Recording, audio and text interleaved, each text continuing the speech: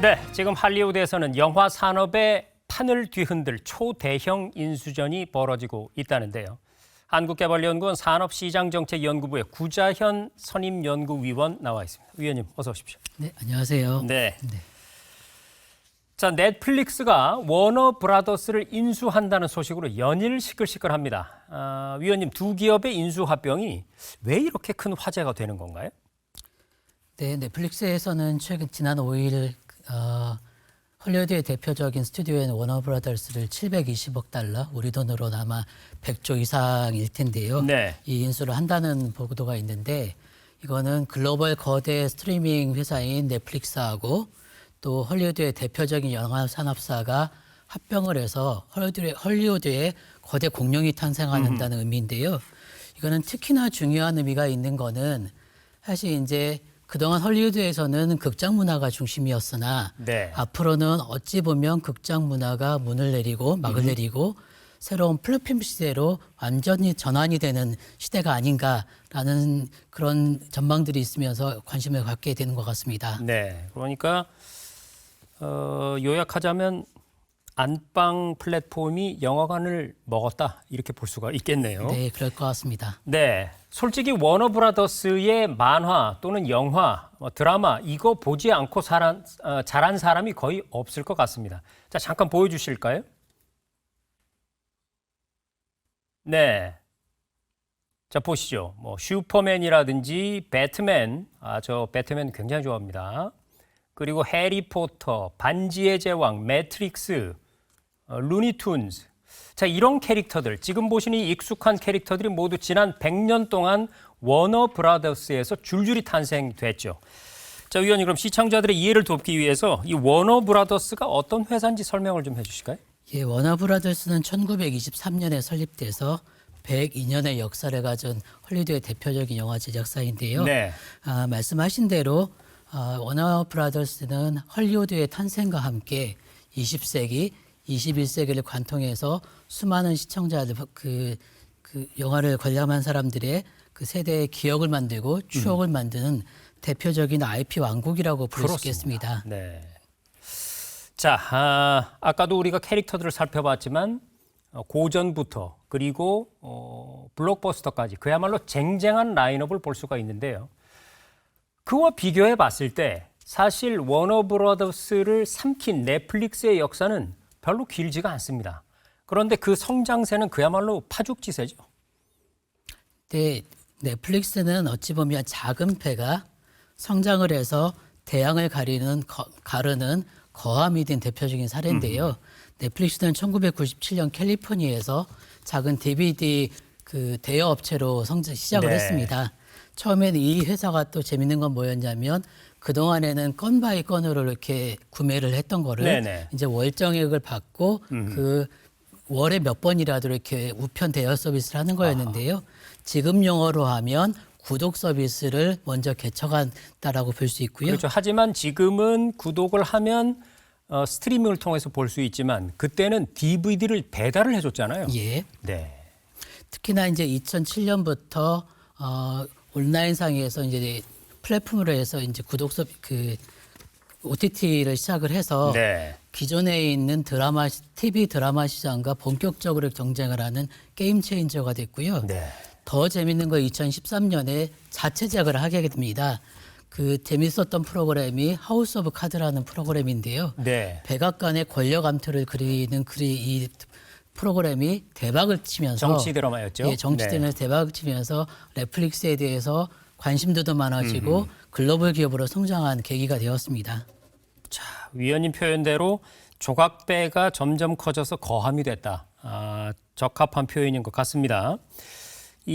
그야말로 이 잘 나가는 이 넷플릭스가 근데 워너브라더스를 굳이 인수하려는 이유가 궁금한데요. 워너브라더스를 합병함으로써 넷플릭스가 노리고 있는 것 어떤 거라고 볼 수 있을까요? 저는 세 가지 관점에서 보이는데요. 첫 번째는 규모의 경쟁입니다. 이미 넷플릭스는 3억 명의 구독자를 가지고 있는데요. 워너브라더스가 가지고 있는 HBO 맥스가 1억 2천만 명, 그럼 도합하면 4억 2천만 명이 되잖아요. 네. 규모의 경제가 굉장히 크고요. 그리고 또 주목할 것은 IP 확보가 굉장히 중요한 것 같습니다. 네. 사실 넷플릭스 혹은 워너브라더스의 경쟁자, 넷플릭스의 경쟁자로 디즈니 플러스를 볼 수 있을 텐데요. 디즈니 플러스는 100년간의 역사 속에 수많은 IP 그 콘텐츠들이 있는데 넷플릭스는 그에 비해서는 콘텐츠가 조금 부족하다는 판단이 있었습니다. 네. 그래서 이번에 워너브라더스 인수하면 100년간에 쌓여있는 수많은 콘텐츠를 확보함으로써 신규 가입자나 그동안에 가입되어 있는 기존 가입자가 계속 유지를 할 수 있는 그런 모멘텀으로 작용을 할 것 같고요. 네. 또 하나 전략적으로 중요한 건 극장 산업과 스트리밍 산업에 대한 다양한 전략을 구사할 수 있을 것 같습니다. 특히나 이제 극장에서 콘텐츠를 제작해서 극장에서 상영을 하고 스트리머로 오는 이 일련의 과정들을 버티컬라이제이션, 허라이젠트를 다 같이 할 수 있으면서 기업의 전략적으로 구사할 수 있는 것들이 다양해질 수 있는 의미가 있겠다 볼 수 있겠습니다. 그렇군요. 그러니까 넷플릭스 같은 경우는 새로운 플랫폼을 더욱 강화하면서도 기존 플랫폼까지도 이렇게 병행해서 가져갈 수 있는 그런 구조를 만들겠다 이런 얘기인 것 같은데 위원님 말씀대로 그야말로 이제 OTT 시장에 거대한 공룡이 탄생을 하게 되는 셈인데 다른 한편에서는 사실 아까 우리가 캐릭터들을 쭉 봤듯이 이 추억의 영화관 이제 드디어 종말을 맞나 이런 얘기가 나오고 있습니다. 실제로 그렇게 될까요? 어떻습니까? 아마도 헐리우드 영화계에서는 굉장히 걱정을 많이 하는 것 같습니다. 네. 대표적으로 극장 단체인 시네마 유나이티드 또한 작가 단체, 감독 단체 이런 분들이 이렇게 넷플릭스가 워너브라더스를 인수하면 가장 크게 걱정되는 거는 개봉작 수가 줄어들거나 그렇죠. 혹은 영화 상영 시간을 단축을 시켜서 영화 전체의 산업에 악영향을 끼칠 수 있다 이런 걱정을 하는 것 같습니다. 특히나 중요하게 생각되는 건 영화인들이나 또한 일반 시민들한테 영화는 단순히 극장에 가서 영화를 본다라는 의미뿐만 아니라 그렇죠. 추억과 하나의 문화를 상징한다고 볼 수 네. 있겠습니다. 저희도 우리나라도 보면 추석 때나 또한 설 때, 명절 때 개봉작을 기다리는 마음이 있고요. 그렇죠. 또 저는 또 그 이문세 가수님의 조조하리라는 노래를 굉장히 좋아하는데 조조 할인. 예, 조조하리 노래가 어찌 보면 영화의 그런 관람의 그렇습니다. 모티브가 된 네. 그런 노래잖아요. 네, 첫 회는 싸게 예, 해주는 그래서 거죠. 주말에 첫 회는 싸게 해주는 네. 것도 있을 건데요. 어찌 보면 이런 문화적인 향수가 없어지는 어찌 보면 가슴 아픈 현실이지 않을까라는 생각도 듭니다. 네. 지금 조조 할인 말씀해 주셨는데 저도 뭐 이본 동시 상영 이런 것도 기억나고요. 네. 돈 없는 학생 시절에 영화 한 편 값을 내면 두 편을 보여줬단 말이죠. 그런 것도 이제 사라지지 않을까 그런 생각도 들고. 자, 어쨌든 지금 위원님 말씀 중에 제가 뭔가 좀 강렬하게 읽히는 부분은 영화관이라는 곳이 영화만 보는 곳은 아닌데 그러면은 사람들이 영화관에 갈 때 어떤 뭐 데이트를 한다든지 가족들끼리 함께 즐긴다든지 혹은 맛있는 걸 먹으러 간다든지 이런 어떤 수요를 넷플릭스가 앞으로 워너브라더스를 인수하고 나서 어떻게 채워나갈 것인가 이게 또 과제가 되겠군요. 네. 자, 그럼 여기서 우리나라로 시선을 좀 돌려보겠습니다. 2015년에 넷플릭스는 서울에 사무실을 열었고요. 이듬해 1월부터 한국에서 스트리밍 서비스를 시작했습니다. 넷플릭스가 우리나라에 진출한 게 그러니까 꼭 10년이 지났다는 얘기인데 10년이 지난 지금 가장 눈에 띄는 변화를 꼽아본다면 어떤 걸 생각해 볼 수 있을까요? 저는 넷플릭스가 우리나라 컨텐츠의 어떤 체급 자체를 아하. 어떻게 보면 동네에서 네. 전국 혹은 국내에서 글로벌로 체급 자체를 확장시켰다. 아하. 이런 의미가 있지 않나 싶습니다. 네. 사실 넷플릭스 어떤 이전에도 우리나라 콘텐츠가 유명하다는 얘기는 많이 있었는데요. 네. 예를 들자면 MBC가 2003년에서 4년 동안 방영한 대장금은 네. OST로도 유명했죠. 오나라 오나라는 맞습니다. OST도 유명하고 또한 궁중 음식에 대한 또 호기심도 많이 일으켜서 K푸드의 어떤 전초전이었달까요? 예, 네. 1세대 한류 붐을 일으킨 드라마였잖아요. 네. 그래서 전 세계 87개국에 수출도 됩니다. 또한 잘 아시는 것처럼 너는 다 계획이 있구나 라는 봉준호 기생충. 감독님의 기생충도 있고 또 누구냐 넌 네. 박찬욱 감독님의 올드보이 영화도 올드보이. 영화계에서 어떤 관심을 받아서 어쨌든 우리나라 콘텐츠에 대해서 관심이 많아졌는데 사실 이제 이게 글로벌로 확 확장되고 스케일업된 건 넷플릭스 이후라고 생각됩니다. 네. 저는 개인적으로 이제 주말에 그 경제 영국에서 나오는 경제 시사 주간지 이코노미스트로 있는데요. 오징어 게임이 나온 이후에 우리나라 콘텐츠에 대한 언급이 굉장히 많아졌습니다. 네. 이렇게 피부로 느끼고 있는데요. 이런 것처럼 우리나라의 체급이 한 단계 올라갔다라고 말씀드릴 수 있을 것 같고요. 또 하나 중요한 거는 그와 더불어서 우리나라 이 콘텐츠가 수출 상품으로도 가능성을 인정을 받게 됩니다. 네. 지금 우리나라 콘텐츠 수출은 123억 달러 2021년 기준입니다. 네. 123억 달러로 가전이나 전기차보다 훨씬 많고요. 그리고 2023년에도 136억 달러로 수출을 해서 어찌 보면 수출 전략 산업으로도 이렇게 성장을 하고 있다고 보여집니다. 네. 자, 지금 이 설명을 요약해 보면 K 콘텐츠가 넷플릭스라는 플랫폼을 타고 국내에서 세계로 뻗어나갔다 이렇게 볼 수가 있는데 다시 말해서 넷플릭스가 없었다면 오징어 게임도 또 올 한해 전 세계를 휩쓴 이 캐대헌도 탄생하기가 어려웠을 것이다. 그런데요, 위원님. 이렇게 K 콘텐츠라고 부르는 이 작품들의 성공이 정작 우리 것만은 아니다 이런 지적이 나옵니다. 왜냐하면 이 수익과 IP는 대부분 넷플릭스가 가져가기 때문인데 이 부분은 어떻게 봐야 될까요? 저는 이런 환경을 한마디로 요약하면 제주는 한국 제작사가 부리고 돈은 넷플릭스가 번다라고 네. 요약할 수 있지 않을까 싶습니다. 네. 우리나라의 제작 유통 환경을 살펴보면 예를 들자면 오징어 게임이 시즌 1을 제작할 때 250억 정도가 들었다고 합니다. 네. 근데 넷플릭스가 벌어들인 돈은 1조 원이 넘는다고 그러는데요. 이 1조 원 가운데 우리나라가 벌어들인 수익은 250억에 조금 이제 소폭의 마진 정도인 것 같고 네. 나머지는 넷플릭스가 다 가져간 그 이유는 IP를 그러니까 지적재산권을 넷플릭스가 다 소유하고 있어서라고 생각됩니다. 말씀 주신 대로 캐데몬 같은 경우도 제작은 소니 픽처스 애니메이션이 했지만 IP는 넷플릭스가 가지고 있어서 글로벌하게 흥행된 이 성과를 대부분 또 넷플릭스가 그렇죠. 가져가고 있는 상황입니다. 네. 그래서 우리나라 콘텐츠 업계에서도 이 IP 확보의 문제에 대해서 이제 관심을 갖게 되고 필요성에 대해서 이제 절감을 하고 있는데요.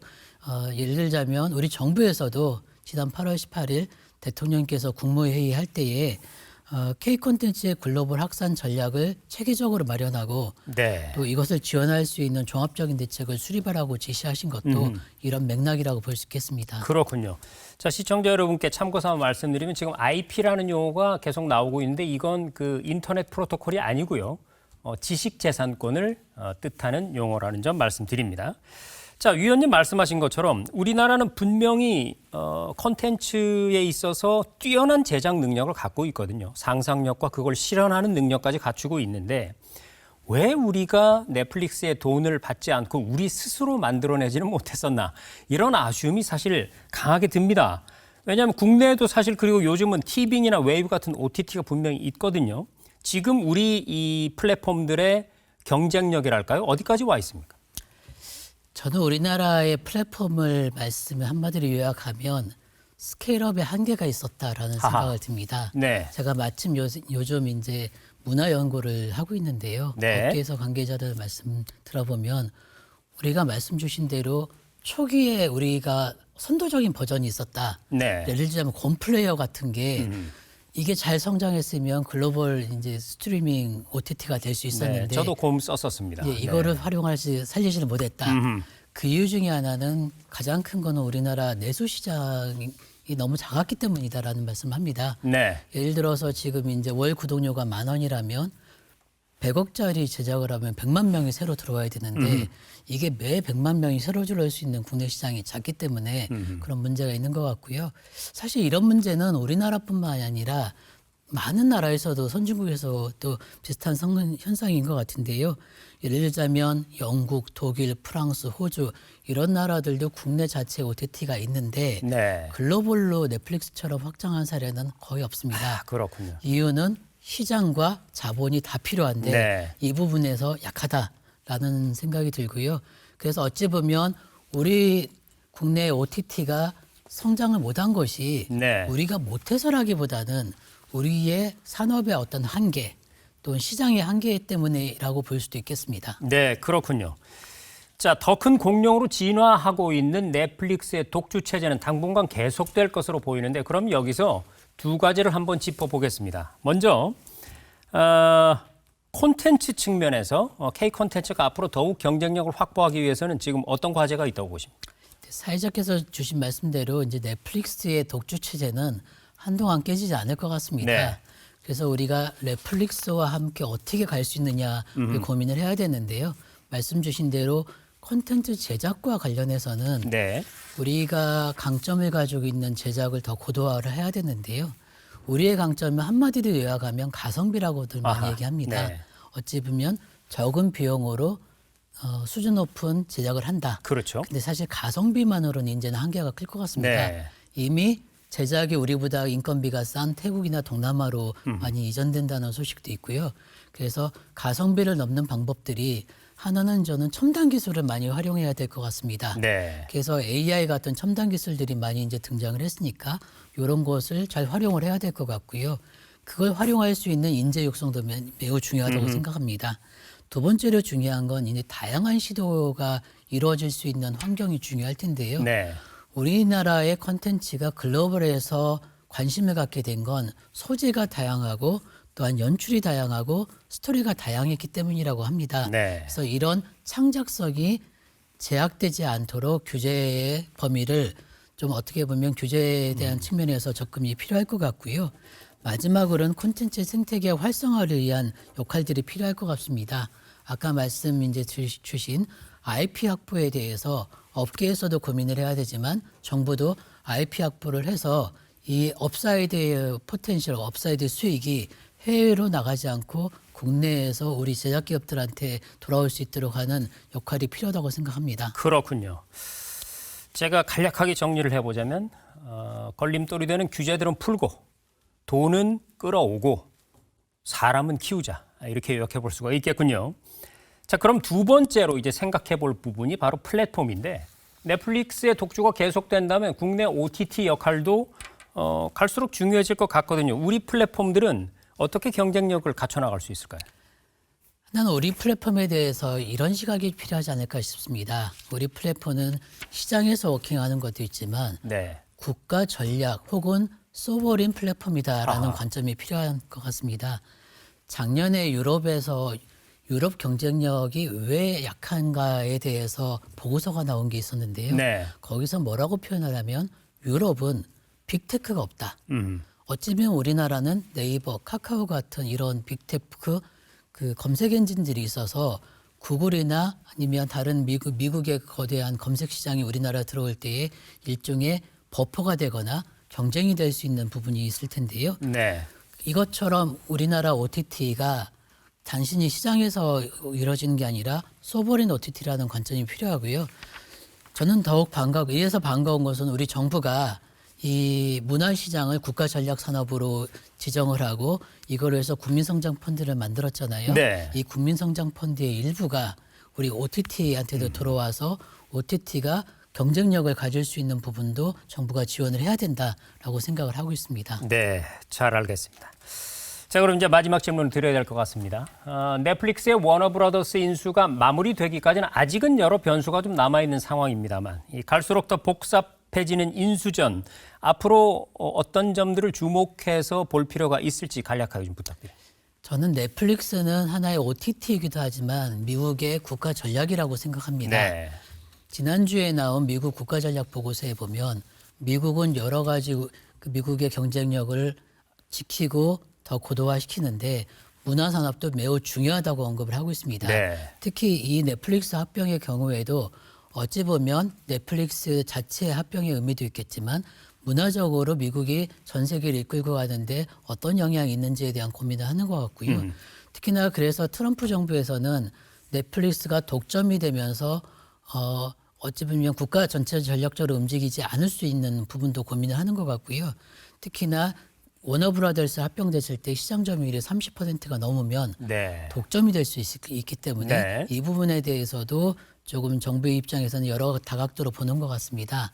다만 이슈가 있는 거는 패러마운트가 다시 이제 시장에 시장에 진입해서 그 M&A 시장에 진입해서 그 인수를 하려고 그러는데 이 인수 전에 그 자금을 이제 지원하는 게 그 트럼프 사유라고 합니다. 이 부분도 앞으로 유심 있게 봐야 될 부분이라고 생각합니다. 잘 알겠습니다.